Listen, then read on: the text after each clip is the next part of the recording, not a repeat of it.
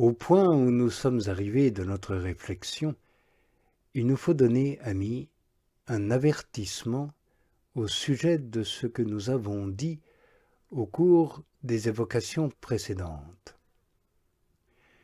Nous avons montré une grande rigueur pour que les âmes repoussent toute communication surnaturelle et pour que les confesseurs ou conseillers spirituels ne favorisent point qu'elles aient des entretiens sur ces matières. Mais par ailleurs, les conseillers spirituels se tromperaient s'ils témoignaient à ce sujet du dégoût, de l'éloignement, ou pire, du mépris. Ce serait pour ces âmes l'occasion de se replier sur elles-mêmes. On fermerait la porte à l'ouverture de conscience dont elles ont besoin, et elles n'oseraient plus leur rien manifester, et seraient exposées à une foule d'inconvénients. Nous le répétons, ces communications surnaturelles sont un moyen. Et puisqu'elles sont un moyen ou une voie par où Dieu les mène, il n'y a pas lieu de le dédaigner. Il ne faut donc ni s'en étonner, ni s'en scandaliser. Il faut plutôt agir avec beaucoup de bonté et de calme, encourager ces âmes, leur faciliter l'ouverture de conscience et au besoin la leur imposer par un précepte, car elles éprouvent parfois une difficulté très grande à s'y résigner. Le conseiller spirituel s'appliquera donc à les conduire dans la voie du dénuement de la foi. Il leur enseignera simplement à détourner les regards de toutes ces manifestations surnaturelles et il leur montrera comment on en détache les tendances et l'esprit pour réaliser des progrès. Enfin, il leur donnera à entendre que devant Dieu, une seule action, un seul acte de volonté fait par charité a plus de prix que toutes les visions, révélations ou communications qui peuvent venir du ciel, car en ces phénomènes il n'y a ni mérite ni démérite. Il leur exposera en outre comment beaucoup d'âmes qui ne jouissent d'aucune de ces manifestations sont incomparablement plus parfaites que d'autres qui en sont largement favorisées. La doctrine que nous avons donnée sur les connaissances de l'entendement qui nous viennent par la voie des sens est très laconique, vu ce qu'il y aurait à dire. Néanmoins, je n'ai pas voulu m'étendre davantage sur ce sujet, car pour atteindre le but que je me propose ici, qui est d'en détacher l'entendement et de l'introduire dans la nuit de la foi, je comprends même que j'ai été beaucoup trop long.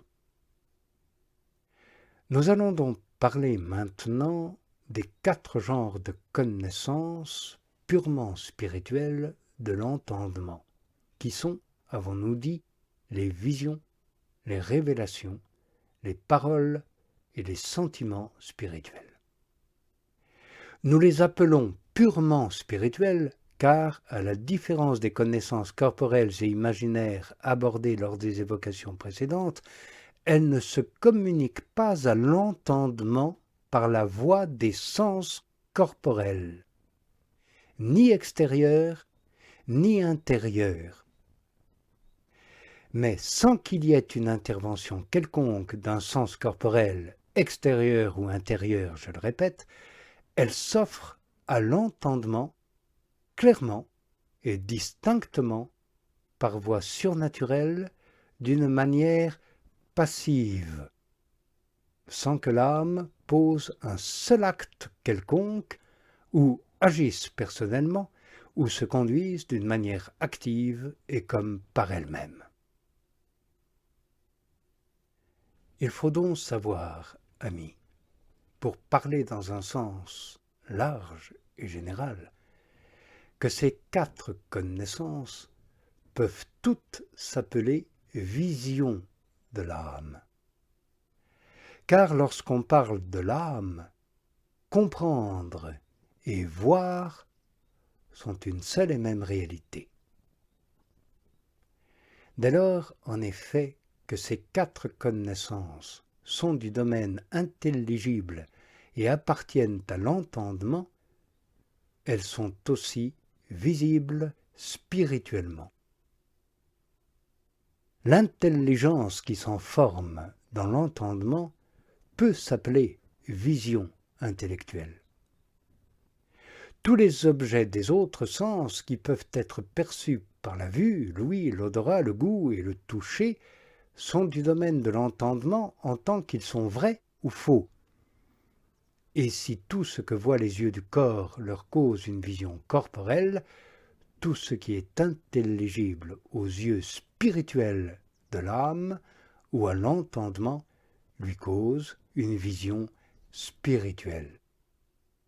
Car, nous le répétons, pour lui ou pour elle, c'est-à-dire pour l'âme ou l'entendement, comprendre et voir sont une seule et même réalité. Ainsi donc, nous pouvons, pour parler d'une manière générale, appeler ces 4 connaissances des visions, tandis que nous ne pouvons nous exprimer ainsi quand il s'agit des autres sens, car l'objet de l'un n'est pas le même que l'objet de l'autre.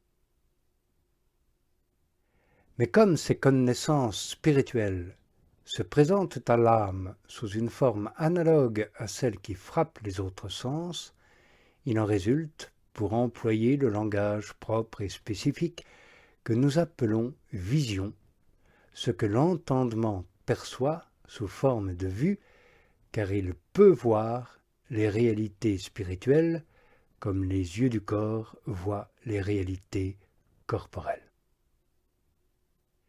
Ce qu'il perçoit, comme s'il l'apprenait ou comme s'il s'agissait d'une réalité nouvelle, à l'instar de l'ouïe qui entend des réalités qu'elle n'avait jamais entendues, nous l'appelons révélation. Ce qu'il connaît comme en l'entendant, nous l'appelons locution. Ce qu'il connaît, enfin, d'une manière analogue à celle des autres sens, comme par exemple une odeur suave et spirituelle, un goût spirituel, un plaisir spirituel que l'âme peut goûter surnaturellement, nous l'appelons sentiment spirituel. De toutes ces conceptions, comme nous l'avons dit, l'entendement tire une connaissance ou vision spirituelle, qui est indépendante de toute représentation, forme, image, figure imaginaire ou représentation naturelle. Toutes ces communications, locutions, sentiments spirituels, etc., se produisent dans l'âme immédiatement par une voie surnaturelle, par un moyen surnaturel, sans aucune intervention des sens, ni intérieurs, ni extérieurs. Or, on agira à leur égard comme nous avons dit qu'il faut faire à l'égard des connaissances corporelles et imaginaires. Oui, il convient d'en détacher l'entendement et de le diriger et conduire par leurs moyens à travers la nuit spirituelle de la foi jusqu'à l'union divine et substantielle de l'amour de Dieu. Sans cela, la marche de l'âme serait embarrassée et entravée par ce chemin d'isolement et de détachement qui lui est nécessaire en tout. Sans doute ces connaissances sont plus nobles, plus utiles et beaucoup plus assurées que les connaissances corporelles et imaginaires. De même, comme elles sont déjà intérieures et purement spirituelles, le démon y a moins de prise. et l'âme les reçoit d'une manière plus pure et plus subtile, sans aucun travail de sa part ou de son imagination, ou du moins sans coopération active. Néanmoins, si l'entendement n'avait soin de se surveiller, il pourrait encore trouver des obstacles sur ce chemin et tomber dans une foule d'erreurs. Nous pourrions d'une certaine manière terminer en même temps ces 4 sortes de connaissances. Ce serait de donner pour toutes à la fois le conseil que nous donnons pour toutes les autres, de ne point les rechercher et de ne point les accepter.